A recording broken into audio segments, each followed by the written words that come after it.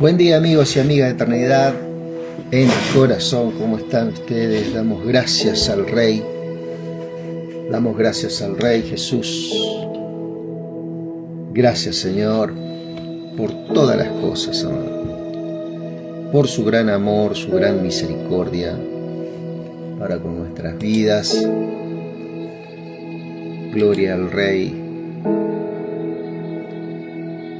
Damos toda la alabanza en todo tiempo al Señor, ¿sí? Gracias por este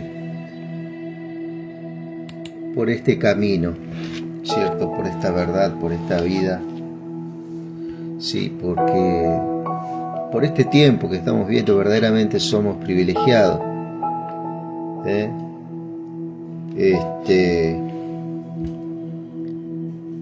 Le damos gracias al Señor por el lugar que nos dio, por poder sentir su presencia, su amor, y lógicamente por poder disfrutar en familia de esta vida. Gracias a Dios por los hijos, por los nietos. Gracias al Señor por todos ustedes, por cada uno. Yo le doy gracias a Dios por toda aquella gente que fue usada por el Señor, sí, pero principalmente al Espíritu Santo. Su palabra dice en el Salmo 139, verso 6, creo: mi embrión vieron tus ojos. Mi embrión vieron tus ojos. Son palabras absolutas del Señor y le damos gracias a Dios, ¿sí? Dice por allá por Hebreos capítulo 1, y me gusta mucho esta parte. En el pasado Dios habló a nuestros antepasados por medio de los profetas, ¿sí? Por medio de los profetas en muchas maneras, parciales y variadas, ¿cierto? O sea, muchas profecías, ¿cierto? Parciales, ¿cierto? Que tenían un cumplimiento en el tiempo, pero esas profecías también tenían un cumplimiento en el futuro, ¿sí?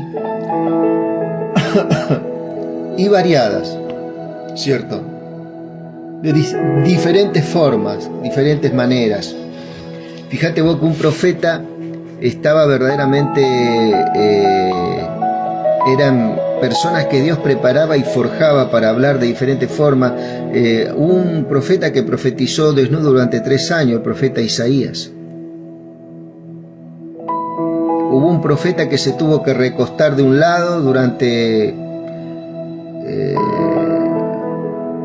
si no me equivoco, 390 días, dice en Ezequiel capítulo 1, capítulo 2, y después se tuvo que recostar del otro lado durante 40 días.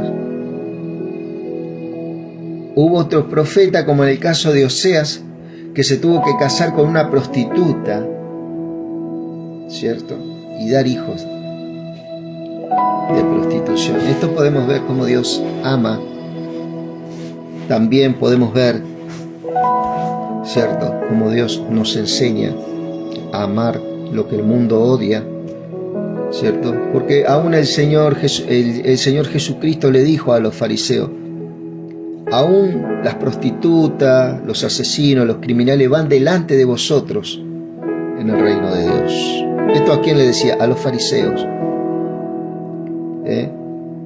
Y Dios siempre tuvo una mirada redentiva, ¿cierto? Que es la parte donde está la crisis dentro del corazón del ser humano. Más de aquel que dice que conoce al Señor. Cuando el Señor tiene una mirada redentiva, y esa mirada redentiva, ¿cierto?, y hasta el fin de los días. Es muy difícil que el corazón del hombre quepa el perdón sobre personas que son indeseables, ¿cierto? sobre personas que son chocantes, sobre personas que fueron muy destructivas para la humanidad. Sin embargo, el Señor perdonó a un rey llamado Manasés en sus últimos días. Un rey que derramó sangre en su pueblo desde un extremo a otro extremo, dice. Sí. Fue llevado cautivo por los asirios, y Dios en sus últimos días perdona a este rey. Cosa que ningún ser humano en ese tiempo podía perdonarlo, muy pocos. Tenemos el caso, ¿no? Podemos ver el caso, por ejemplo, a nivel político, en todas las naciones. Personas indeseables, personas que produjeron gran asolamiento, destrucción, angustia, dolor. El Señor dice que oremos por esa gente, por los que están en eminencia, que oremos a favor de ellos, ¿sí? Para que conozcan a Cristo, ¿cierto? La perfección. Y ese es el camino que nosotros tenemos que empezar a andar, ¿cierto? ¿Cómo puede ser que Dios pueda perdonar a esta clase de gente con hechos tan horribles? ¿Sí? Bueno, ahí es donde el Señor tuvo que intervenir, ¿cierto? Y nos está hablando que no son las obras de pecado las que nos excluye, ¿cierto? No son las obras de pecado las que nos excluye de la vida eterna, ¿sí? Sino que lo que nos excluye de la vida de Dios es el pecado, no los pecados. Hay una diferencia ahí, pecado, ¿cierto? Y Él nos sacó de eso. ¿Por qué? Porque el pecado nace en Satanás, en el cielo,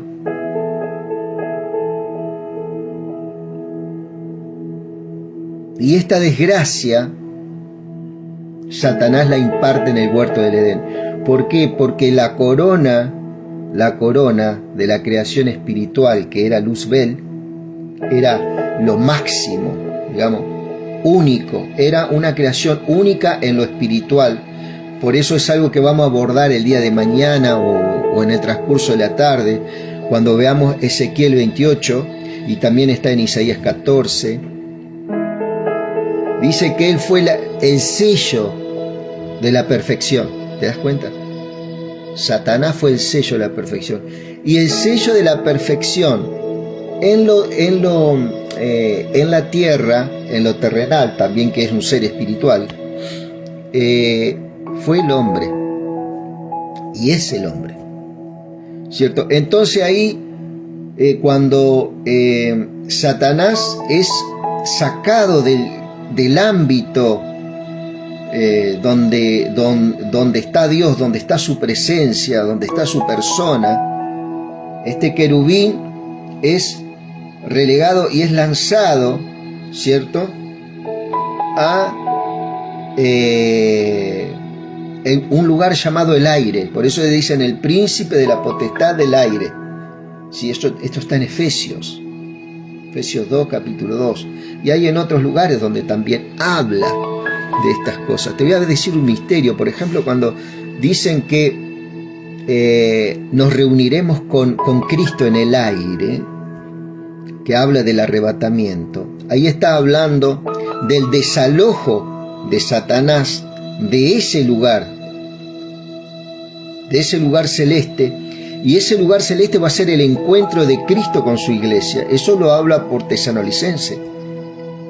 Cuando habla que nos encontraremos en el aire, ese es el lugar, es el mismo lugar donde está hablando también Efesios 2:2.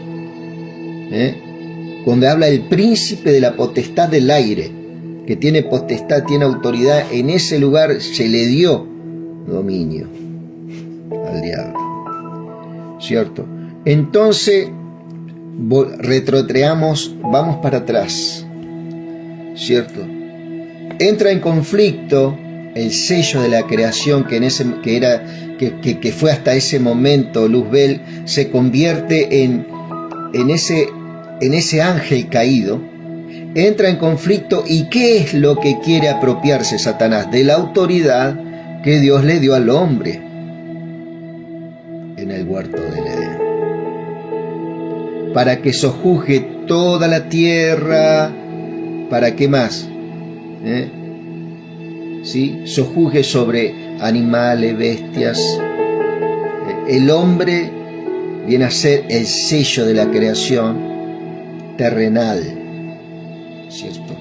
Entonces ahí Satanás, lógicamente que se ve un solo intento, pero seguramente que Satanás continuamente, ¿cierto?, maquinaba contra Adán y contra Eva en el jardín, hasta que llegó un punto, bueno, que le habló a Eva, ¿cierto?, que es la parte, ¿cómo te puedo decir?, que es la debilidad del hombre, entró por ahí, ¿cierto? Estamos hablando en términos, ¿cierto?, espirituales profundos en el Señor. Y Eva, ¿cierto?, Eva acepta ese llamado de esta serpiente, que es la serpiente antigua que habla Apocalipsis. Entonces fíjate vos cómo Eva transgrede el mandamiento, ¿no? Entonces habla a su esposo Adán. Ahora Adán,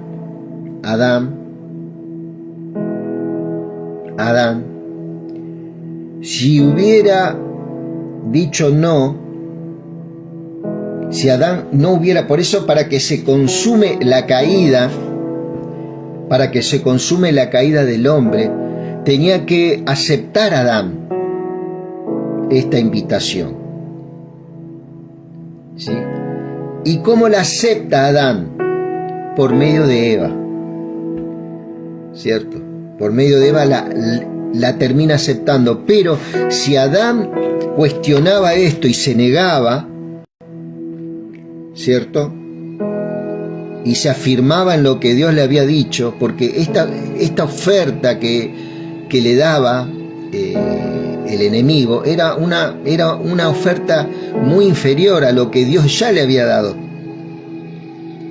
¿me entendés? Y eso también nos habla en este tiempo, ¿cierto?, que hay un evangelio hoy de ofertas que disminuye sustancialmente lo que Dios ya nos dio a nosotros, ya tenemos.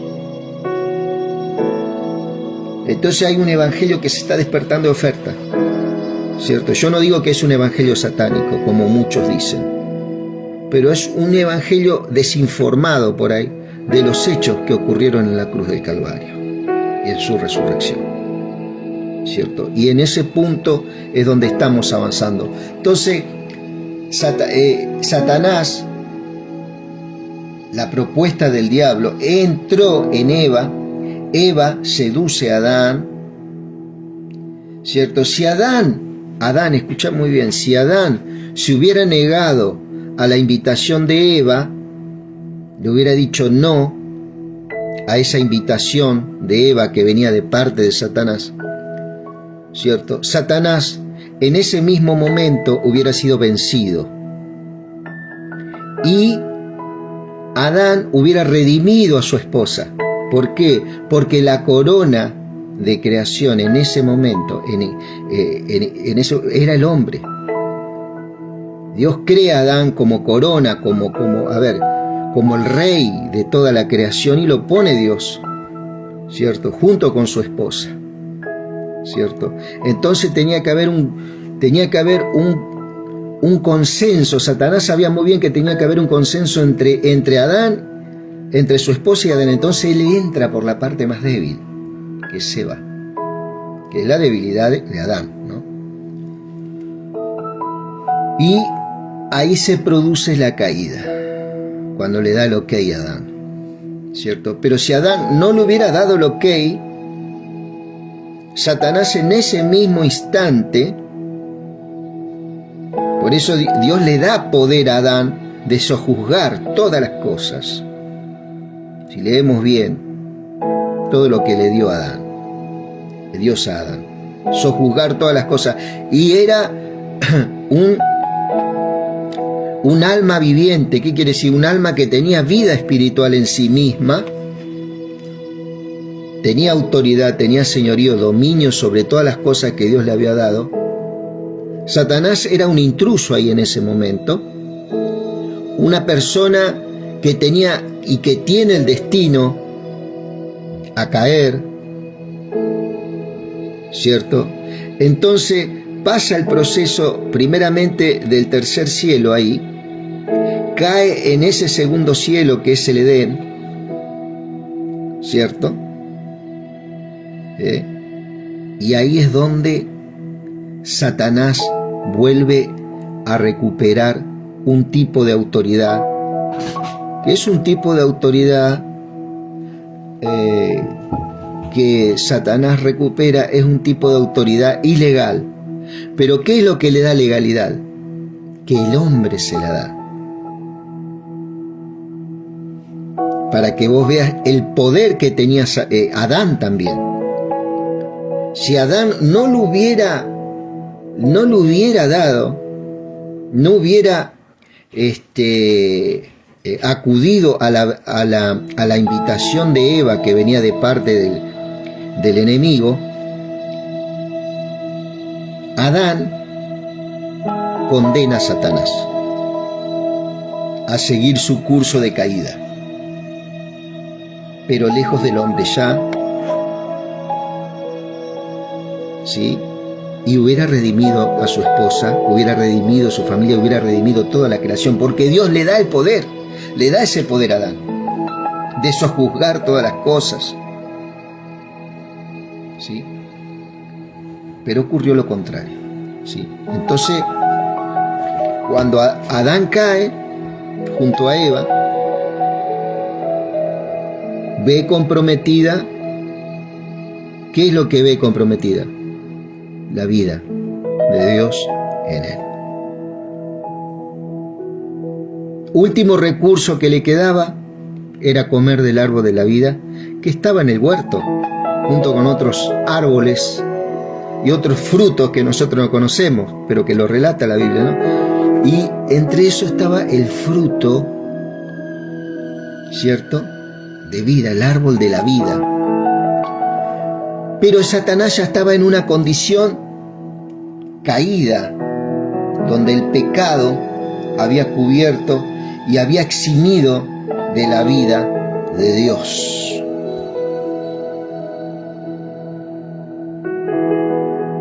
Por eso el Señor dice, ciertamente morirás.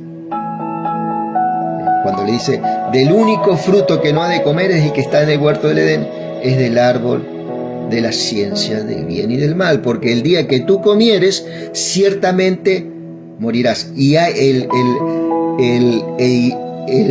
hebreo, el arameo, ¿cierto?, habla, muriendo morirás, ¿cierto? Muriendo morirás, ¿sí? Entonces ahí el Señor comienza su obra de redención. Ya Dios, sabiendo de antemano estas cosas, Él ve a Cristo. ¿Y a quién ve? Ve a la iglesia, ¿cierto? Eso lo habla por Efesios, capítulo 1, capítulo 2. Entonces, en esa condición, Adán, que dice, podemos recuperar vida eterna comiendo del árbol de vida. Ellos ya habían experimentado eso, seguro. Pero Dios, ¿qué hace? Saca el árbol de la vida del huerto del Edén, ¿cierto? Y pones querubines para proteger ese árbol de vida. ¿Por qué? Porque si el hombre hubiera alcanzado, y esto lo aprendí yo de un maestro, gran maestro venezolano, briseño, y lo estuve viendo, y esto es así, verdaderamente. Así es, maestro, como usted lo dice. Si él hubiera alcanzado, si el hombre hubiera alcanzado el árbol de la vida, él hubiera consumido en esa condición que estaba. Yo sé que se pudo haber producido tal vez dos cosas. Uno, que el hombre hubiera muerto y hubiera condenado a la muerte y al exterminio prácticamente, ¿no? Y la otra es que si ellos comían del árbol de vida, se iba a producir un tipo de vida espiritual similar a la que tiene Satanás, ¿sí? Una vida que iba en un proceso de caída sin posibilidad de redención, ¿sí? Sin posibilidad de redención, fíjate vos. Esto es lo que se viene, que estaremos hablando en Ezequiel, ¿cierto? Por eso es muy interesante poder ver estas cosas, ¿no? Y dice, en el pasado Dios habló a nuestros antepasados, dice Hebreos 1, por medio de los profetas en muchas maneras parciales y variadas. En estos últimos días Dios nos ha hablado de nuevo a través de su Hijo. Hoy, ¿quién tiene la preeminencia para hablarnos a nosotros? Su Hijo. Por el Espíritu. La Biblia dice que es por el Espíritu. Ahí en la palabra el Señor dice cómo nos habla, cómo nos... ¿Cierto?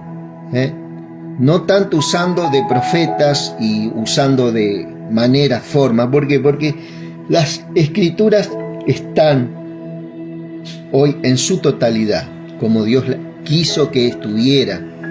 Tenemos diferentes versiones y cuando aprendemos no es que estamos aprendiendo la palabra, estamos aprendiendo Cristo. Vamos a aprender Cristo Jesús, la persona de Dios, sus pensamientos más íntimos, sus inquietudes, sus acerca de nosotros, ¿no? Él nos comunica sus intenciones para este tiempo. Y ese es el pedido que tenemos que hacer. Y ahí está centrada la oración en nuestras vidas, ¿sí?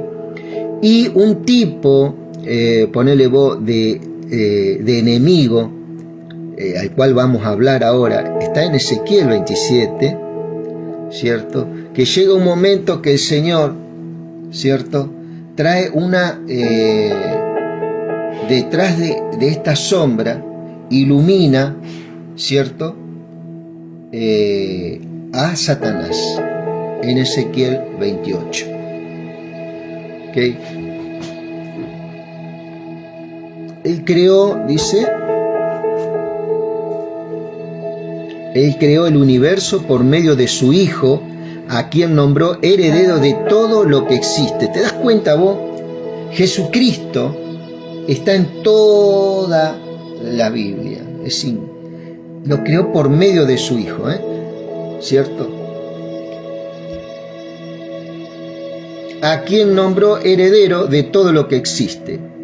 El Hijo muestra la brillante grandeza de Dios, es la imagen perfecta de todo lo que es Dios y sostiene todo el universo por medio de su poderosa palabra. Por eso cuando viste que se habla por ahí, y vino palabra de Dios al profeta Ezequiel, ¿quién era esa palabra que iba? Cristo. Iba y hablaba con ese profeta. ¿Por qué? Porque también Primera de Pedro 1:18 dice que los santos hombres de Dios, los santos hombres de Dios,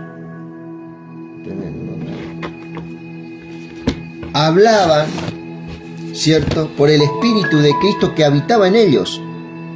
Esto lo habla por Primera de Pedro,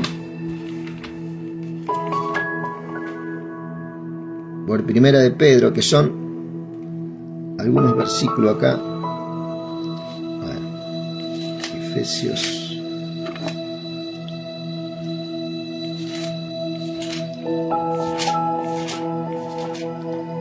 Primera de Pedro.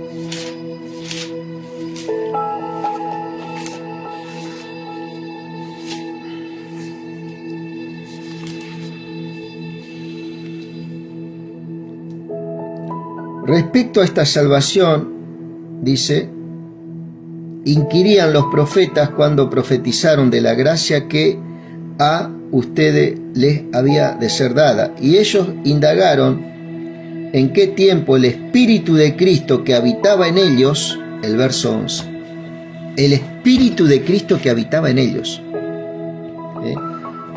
Venía el Espíritu, dice, y vino palabra de Jehová, y vino palabra de Jehová al profeta Jeremías, y vino palabra de Jehová al profeta Ezequiel, y vino palabra de Jehová al profeta Jeremías, y vino. Ya estos profetas estaban preparados para que el Espíritu reposara en ellos. ¿Pero por qué venían? Porque no podían permanecer en ellos, porque ellos estaban todavía en ese cuerpo de pecado. Ellos todavía tenían que hacer sus ritos, tanto Ezequiel como ellos tenían que hacer sus ritos, sus ceremoniales, por el pecado, ¿cierto? Entonces el Espíritu no podía permanecer en ellos. ¿En quién permaneció el Espíritu? Dice que hubo un hombre llamado Juan, ¿cierto?, que vio a un hombre, y dice que vio al Espíritu descender sobre este hombre y permanecer en él.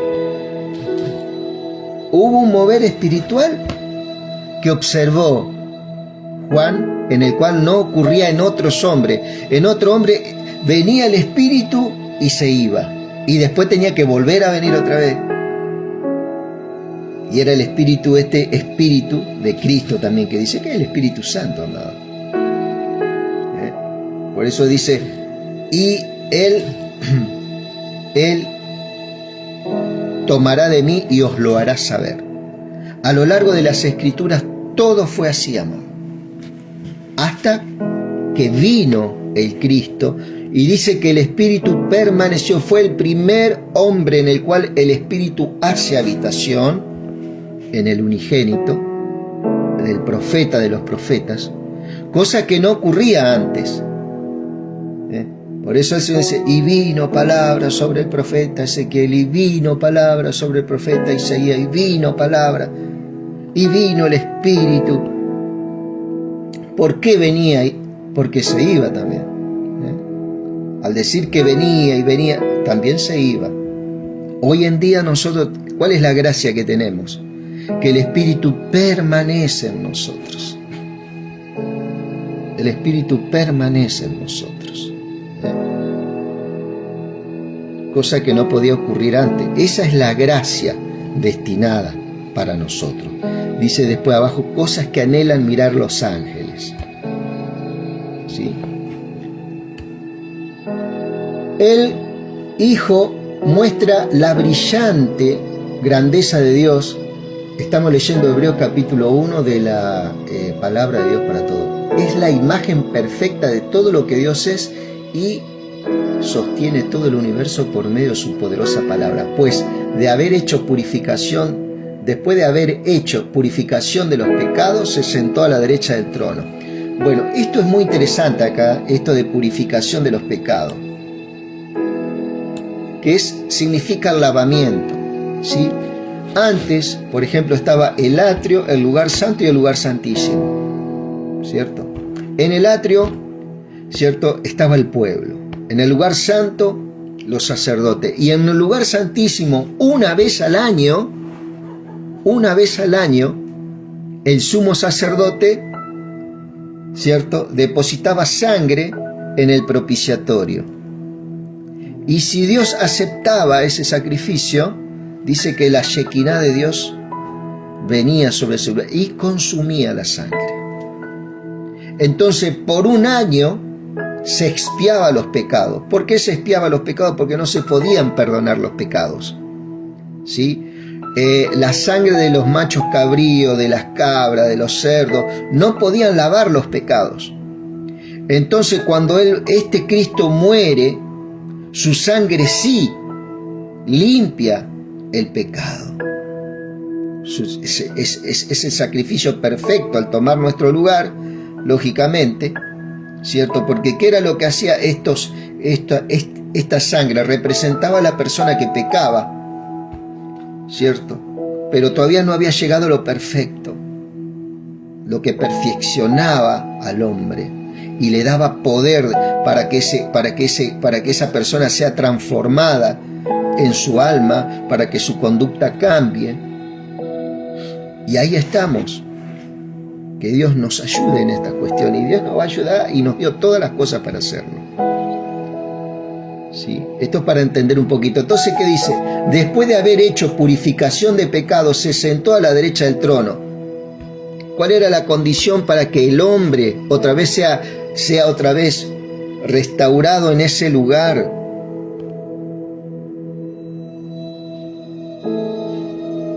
Que Dios le había dado. Era que se produjera también, juntamente con la extirpación del pecado y ese imperio de muerte, que también Dios, a partir de esta purificación o lavamiento que le decían, por la sangre, Él puede cambiar la conducta del ser humano, transformándolo y llevándolo a una novedad de vida en Cristo Jesús, ¿cierto? Eso es la purificación de los pecados. La purificación de pecados. Es una obra del Espíritu. ¿Y cómo se hace esto? San Juan 1, ese que vemos, primera de Juan 1, verso 9. Que si confesamos nuestros pecados, Él es fiel y justo para perdonar nuestros pecados y limpiarnos de toda maldad. Ya no era necesario sacrificar animales, era necesario confesar en el lugar apropiado, que es, ¿en dónde? En Cristo. En plena certidumbre de fe, Él abrió un camino nuevo a través del velo de su cuerpo y abrió ese camino a través de su sangre. Hoy tenemos libertad para entrar al lugar santísimo. ¿Una vez al año? No, todo el tiempo. Todo el tiempo estamos ahí. Eso para que veas vos lo que Dios hizo. Y de esa forma redimir al hombre a su estado original. No necesitamos ir a un árbol de vida desfachatadamente a comer del fruto, sino que ya la vida está en nosotros por la justicia de Cristo. ¿Sí? Hasta acá llegamos con esto, mi querido, y vamos a dar lectura a Ezequiel 27, eso para que podamos ver la realidad que estamos nosotros. ¿Sí? Vino a mí, dice, palabra de Jehová diciendo. Vamos a seguir emitiendo. Esto es una continuación de Ezequiel capítulo 26, que es una profecía contra Tiro, ¿cierto? Contra esta nación, ¿cierto? Que fue una nación que tuvo mucho tráfico de cosas. Había entrado la corrupción también, ella había sido muy enriquecida. En sus albores tuvo gran presencia y bueno, había unos reyes que entablaron amistad con David y con Salomón, y en el cual de este lugar fue los mayores recursos, cierto, que se sacó para la construcción del templo y de la casa real. Con un detalle, la casa real llegó a ser mucho más grande que el templo, ¿cierto? Esto habla también de quién era Salomón, ¿cierto? Y este rey de Tiro le proporcionó de todas las cosas un rey llamado Hiram. O sea, hubo hubo tiempos de gran amistad con Tiro por medio del comercio, ¿cierto? Y llegó a un tal punto en esta época que cuando fue destruida Judá en este juicio, Tiro ahí saca su verdadera identidad. Ahí Tiro ve y dice, vino a mí palabra de Jehová diciendo, tú, hijo de hombre, levanta endechas sobre Tiro. Dirás a Tiro que está sentada a las orillas del mar, la que trafica con los pueblos de muchas costas. ¿Por qué? Porque Tiro era un país extenso también, tenía costas, era muy poderoso, era muy entendida en lo que es la parte marítima, ¿cierto? Y tenía campos también, pero tenía guardaba un gran rencor con Judá. Dirás a Tiro que está sentada a las orillas del mar, la que trafica con los pueblos de muchas costas. Así ha dicho Jehová el Señor, Tiro, tú has dicho, yo soy de perfecta hermosura. En el corazón de los mares están tus confines. Los que te edificaron completaron tu belleza. Una belleza llena de tráfico, de corrupción, ¿no? Dice, en el corazón de los mares están tus confines. Los que te edificaron completaron tu belleza. ¿Sí? Está hablando de acá dice cuando habla en el corazón de los mares están tus confines, está hablando de su principio y de su fin también. En el juicio dónde iba a ir a parar. De hayas del monte Senir te edificaron todo el maderaje, tomaron cedros del Líbano para hacerte el mástil. El cedro del Líbano es muy, muy nombrado en la Biblia, en el libro de los Salmos también. De encinas de Basán hicieron tus remos, tus bancos de pino de las costas de Quitín, incrustado en marfil, de lino fino bordado de Egipto, era tu cortina para que sirviese de vela, de azul y púrpura, de las costas de Elisa era tu pabellón, ¿cierto? O sea que todo el mundo conocía de la gran opulencia de esta ciudad. Aún estas potencias como Egipto y otros países, ¿no? Al ver el poder de compra de Tiro, ¿cierto? También así como la adulaban, también, ¿cierto? Erigían sus planes el día de mañana para que esta ciudad caiga también. Era una guerra, ¿cierto? De influencia y tráfico y de poder económico y financiero en esa época como hoy en día. Los moradores de Sidón y de Arbad fueron tus remeros, tus sabios, oh Tiro, estaban en ti. Ellos fueron tus pilotos, los ancianos de Gebal y sus más hábiles obreros calafeteaban tus junturas, todas las naves del mar, y los remeros de ellas fueron a ti para negociar, para participar de tus negocios. Esto que se movía en Tiro, se movía en todos los imperios, no tan solamente en Tiro. Cada imperio tenían sus esclavos, sus sabios, sus forjados en armas, sus forjados en trabajos, ¿cierto? Gente entendida, artífices de diferentes cosas, que hacían inventos, había una tecnología en avance en estos países, había una carrera armamentística también, ¿cierto? Por eso fungieron grandemente durante mucho tiempo e influenciaron a otras naciones. Persas y los de Lut y Fut fueron en tu ejército tus hombres de guerra. Fíjate vos, los persas, amado. Los persas, que iba a ser el imperio que iba a venir después de la caída de Babilonia, junto con los medos. Los de Lut y Fut fueron en tu ejército tus hombres de guerra, escudos y yelmos colgaron en ti. Ellos te dieron tu esplendor, y los hijos de Arbad con tu ejército estuvieron sobre tus muros alrededor. y los gamadeos en tus torres, sus escudos colgaron sobre tus muros alrededor, ellos completaron tu hermosura. Tarsis comerciaba contigo. O sea, fíjate vos, la gente que ubicaba en todos esos lugares encumbrados, en todos esos lugares donde hablaba del sello de la belleza de esta ciudad, eran puestos gentes de otras naciones que le servían a este pueblo, donde habían sido tomados esclavos de diferentes formas para trabajar en lo bruto, pero también esclavos sabios que eran puestos en lugares como sus torres, ¿cierto? Sus escudos colgaron sobre tus muros alrededor, ellos completaron tu hermosura. O sea, de otras naciones venían, ¿cierto? Y se hacían partícipes de la actividad prodigiosa de esta ciudad Tiro.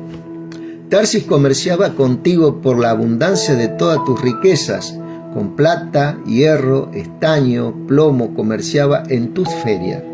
Jabal, Tubal, Mesec comerciaban contigo, con hombres y con utensilios de bronce comerciaban en tus ferias. Los de la casa de Togarma, con caballos y corceles de guerra y mulos comerciaban en tu mercado. Fíjate vos el poder. Los hijos de Dedán, que eran árabes, ¿no?, traficaban contigo muchas costas, tomaban mercadería en tu mano, colmillos de marfil y ébano te dieron por sus pagos. Marfil, fíjate vos, ¿no? Que eso lo sacaban del colmillo de los elefantes, muchas veces se mataban. Edom traficaba contigo por la multitud de tus productos, tus perlas púrpura, vestidos bordados, finos, linos finos, corales y rubí venía de tu feria. O sea, no tan solamente producía la materia prima, sino que tenía una sofisticación para manufacturar estas materias primas y hacer rubí, hacer vestidos bordados, lino fino, corales, muchas cosas, ¿cierto? Y eso, ¿qué pasa? Aumentaba el valor, ¿cierto?, de lo que entraba a esta nación. Era una potencia en los tiempos de Babilonia, ¿no? Judá y la tierra de Israel comerciaban contigo con trigos de Mini. Judá, acá están recordando un hecho. Judá y la tierra de Israel comerciaban. ¿Por qué? Porque ya Judá e Israel estaban divididos. Reino del norte, reino del sur. Ya el reino del norte había sido llevado cautivo por los asirios 100 años antes. El reino del sur estaba siendo destruido ahí, cuando se estaba dando este mensaje.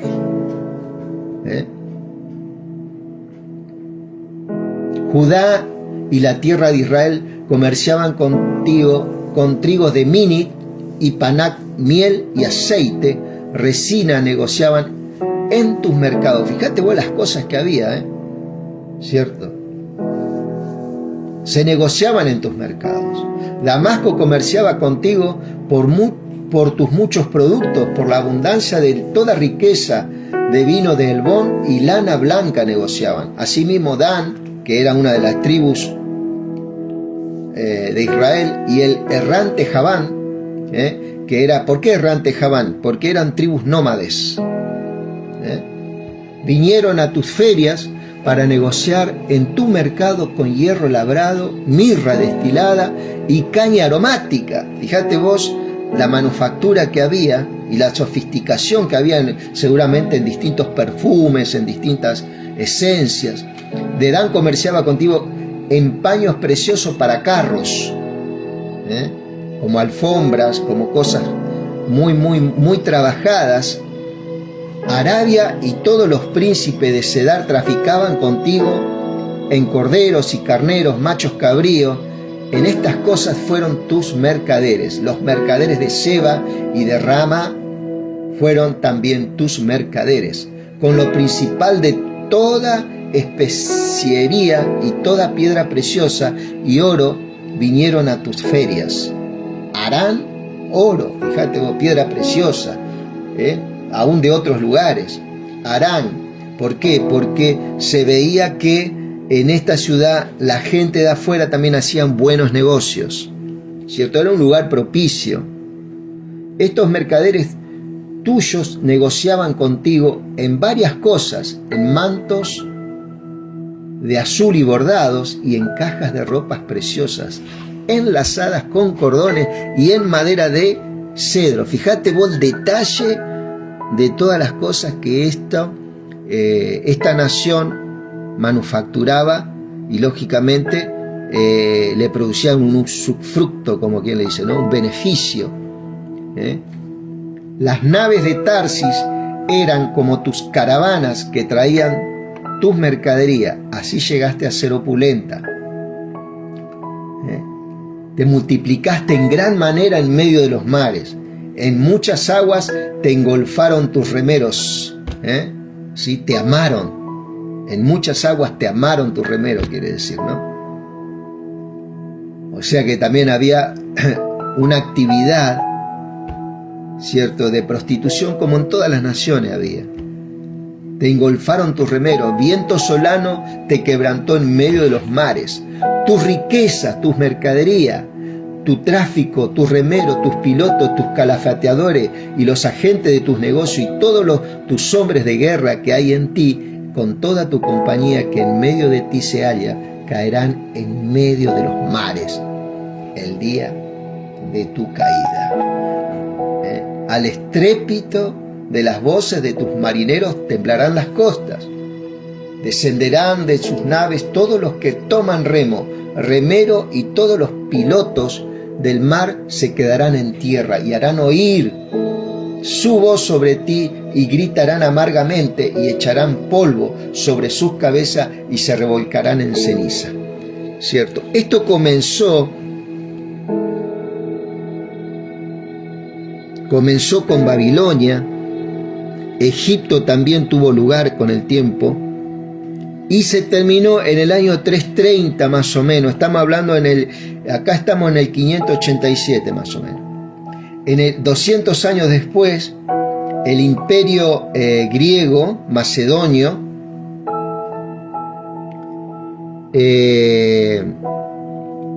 sitia Tiro, ¿cierto? Y tengo entendido que creo que duró el sitio algo de 6 meses, me parece. Después me voy a fijar bien. Y cae Tiro, cae Tiro, es esparcida, ¿cierto? Y es absorbida por este nuevo imperio, griego macedonio, ¿cierto? Hay un personaje del imperio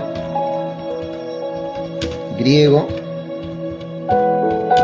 macedonio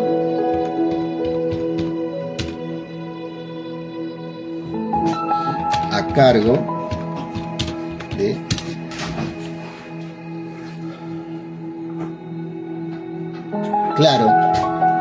el imperio griego macedonio a cargo de Alejandro Magno, ¿cierto?, que conquista gran parte de las naciones. Este está identificado en la estatua que vio Daniel en el sueño de Daniel, que viene después del gobierno medo-persa, ¿sí? Alejandro Magno y su imperio griego-macedonio sitia la ciudad y cae. Y ahí se cumple la profecía esta: se raerán por ti los cabellos, se ceñirán de cilicio y endecharán por ti endechas amargas. Mira, descenderán de sus naves todos los que toman remo, remeros, todos los pilotos del mar se quedarán en tierra y harán oír su voz sobre ti, gritarán amargamente, echarán polvo sobre sus cabezas y se revolcarán de ceniza. Claro, por las grandes pérdidas financieras, ¿no? Entre otras cosas. Se raerán por ti los cabellos, se ceñirán de cilicio y endecharán por ti endechas amargas, con amargura del alma, y levantarán sobre ti endechas en sus lamentaciones, y endecharán sobre ti diciendo: ¿quién como Tiro? ¿Quién como la destruida en medio del mar? Cuando tus mercaderías salían de las naves, saciabas a muchos, escuchá, pueblos, a los reyes de la tierra, enriqueciste con la multitud de tu riqueza y tu comercio. ¿A quiénes? Solamente a los reyes, ¿sí? Y comerciante, ¿no? En el tiempo que seas quebrantada por los mares, en lo profundo de las aguas, tu comercio y toda tu compañía caerán en medio de ti.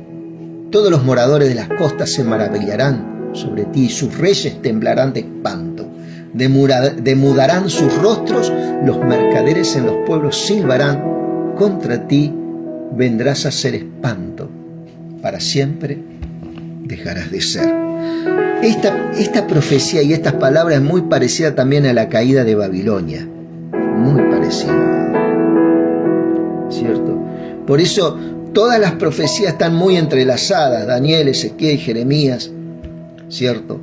Acordemos que mientras Ezequiel estaba profetizando acá, Daniel estaba profetizando, ¿cierto?, en Babilonia también, pero en la parte gubernamental, ¿cierto? Y ya Jeremías, para esta época, prácticamente ya estaba en Egipto, donde se cree que murió, ¿cierto? Entonces acá vamos a ver después, en Ezequiel 28, vamos a ver algo muy interesante también. Y lo que estamos hablando acá son destellos y balbuceos de lo que uno, con la ayuda del Espíritu Santo, puede ver, amado, puede ver. Pero sí podemos notar que en este tiempo, mi querido, todas las cosas se han cumplido en Cristo para nuestras vidas, ¿cierto? Y podemos ver cómo el Señor, ¿cierto?, se deja ver a lo largo de las Escrituras. Que Dios te bendiga.